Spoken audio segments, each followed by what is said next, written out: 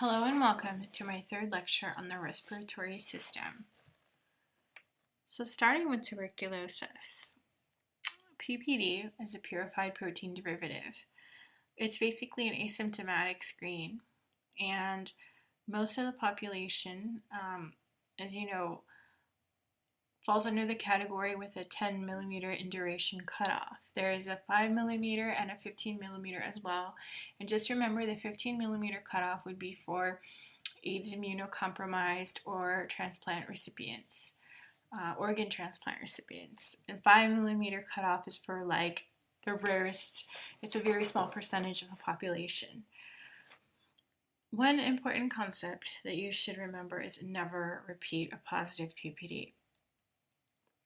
It's confusing because in the books, there are sometimes examples where they say that somebody's an adult and they're a doctor and they're in a hospital and they need to be screened, or they're a nurse, they're a healthcare worker, and they got the PPD and it's negative, and the protocol is actually to repeat that PPD because it was negative. Because of the T-cell inertia, this person might have had an infection earlier in childhood, and that original PPD did not pick it up when they first got it in the hospital. So they're asked to repeat it, and if it's positive, then they go through and they get the x-ray to check for active disease. Otherwise, they get the 9 months isoniazid and vitamin B6.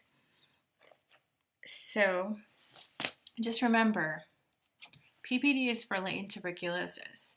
Active tuberculosis is diagnosed by serial positive sputum cultures. And those are acid fast bacilli stains that are sufficient to exclude or include the active disease. If the PPD is positive and the chest x-ray is normal, you start with the ionized and vitamin B6.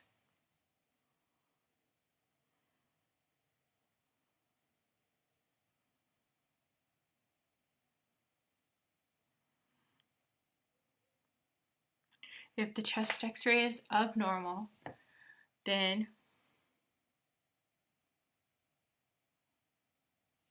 you get the acid fast bacilli smears and you begin the RIPE therapy of 4 anti-tuberculosis drugs. And those anti-tuberculosis drugs are isoniazid, rifampin, pyrazinamide, and ethambutol. You do all 4 drugs, which is the RIPE therapy, for the first 2 months. And that also gives you time to do sensitivity testing on the organism that the person is infected with. Then you discontinue pyrazinamide and ethambutol. And you continue the rifampin and isoniazid for another 4 months. And you also want to isolate the patient as they have active disease. I also want to discuss pleural effusion. And a pleural effusion can be a transudate or an exudate. Now, transudate is usually caused by systemic disease. It's usually bilateral. And a systemic disease would be nephrotic syndrome, heart failure, liver disease, those kinds of processes. An exudate is oftentimes unilateral, and it indicates a local process like a neoplasm or an infection. Anytime you have a new unilateral effusion, you want to do an ultrasound-guided thoracocentesis.